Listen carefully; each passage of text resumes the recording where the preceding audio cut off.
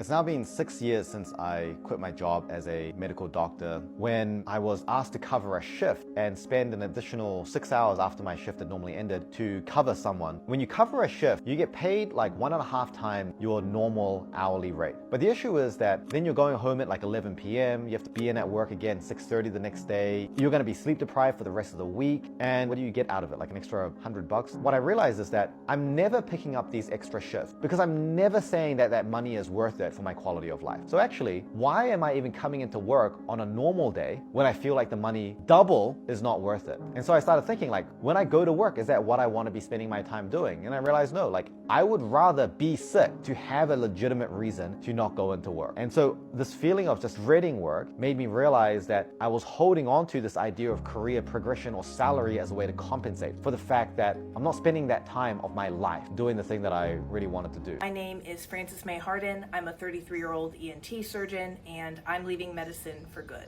No one would ever become a doctor with the intention of leaving medicine. We even see this modeled for us where surgeons operate well into their 70s, and even then somebody has to pry the scalpel from their hands. But for me, over the past 10 years in training and in practice, the disillusionment with medicine has been too great for me to stay. All of us know what it's like to be in the wrong situation, the wrong job, the wrong relationship, and so many of us stay really a lot longer than we know we ever should have. Because it's hard, it's scary. And I had an inkling that this was not right for me when I was a junior ENT resident.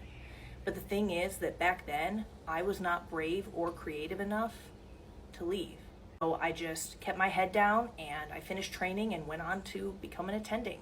The thing about becoming a doctor is that by the time that you realize it might not be the right fit for you, you've already put several years, so much time and effort and sacrifice into the career. It's very hard to leave.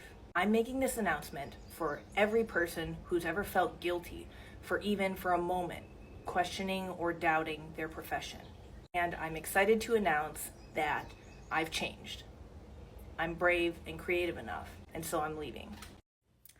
Hey y'all, it's your girl, Dr. Kimmy, and today I want to share with you why I quit my job as a physician, why I no longer practice medicine, what I'm doing now, and why it was the best decision I have ever made in my life. So I was a pediatric hospitalist. I still am. I'm double board certified. They'll never be able to take that away. But I quit my job and I am now full-time in my business because while I've always wanted to help people, medicine no longer provided me with the autonomy and the sense of purpose that I was yearning for. I felt like I was just a warm body in a white coat. I was just there to make money for the powers that be, rather than me actually fulfilling my purpose. I was also a victim of workplace discrimination, racism, and why put up with that when I can start my own business and do my own thing?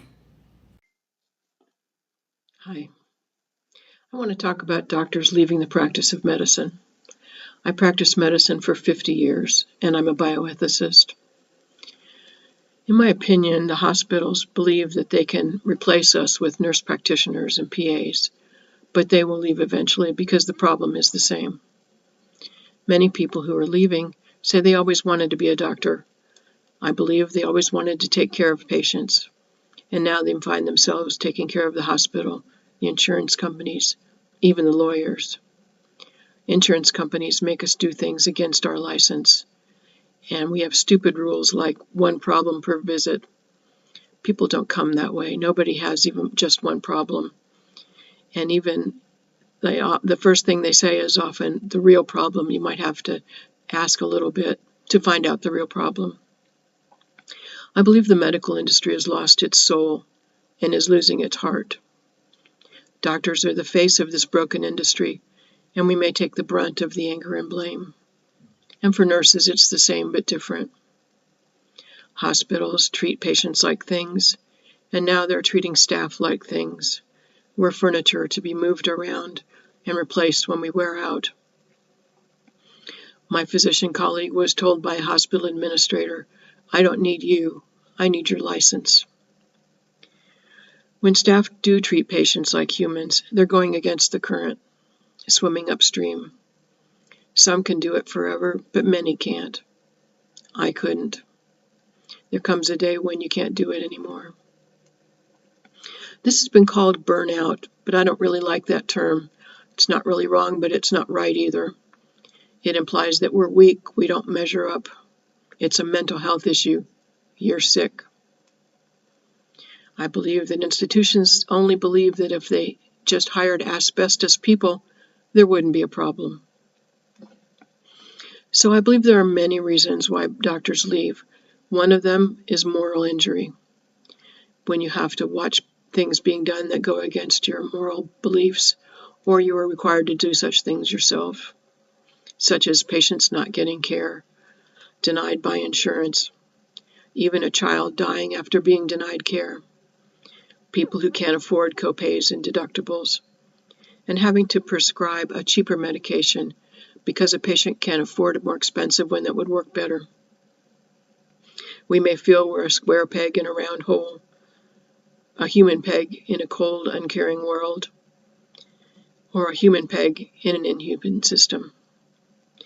We may have to go face to face with a person who is not getting care and who has done their research and knows what is available that they're being denied. I believe we need to have a conversation around these issues, and I hope you'll join in that conversation. Thank you. So life in general, so there you have it. So you got doctors are quitting, and it's so many different factors on why people will quit a job in which it might have been a lifelong dream, and they put in numerous years, man, tons of financial debt to achieve, right? And I think at the end of the day, it's peace of mind, because I think definitely with doctors, man, they have a certain level that they have to execute at, depending on like who the person is. There might be like factors that may be against them. Odds may be stacked against them, depending on culture backgrounds or where they come from. This is true. I think people turn a blind eye to it, and I think that's on every level of any working class, even something as a doctor. And big pharma, I think they may have to meet quotas. It sounds crazy, but I think that all these different metrics, and meaning like a benchmark or what they have to do daily. This is actually in the world of medicine rather. This is actually in the world of medicine, and I've heard from like friends and family members that they have to be actually active. It sounds far-fetched and it sounds crazy, but this is the world that we are living in.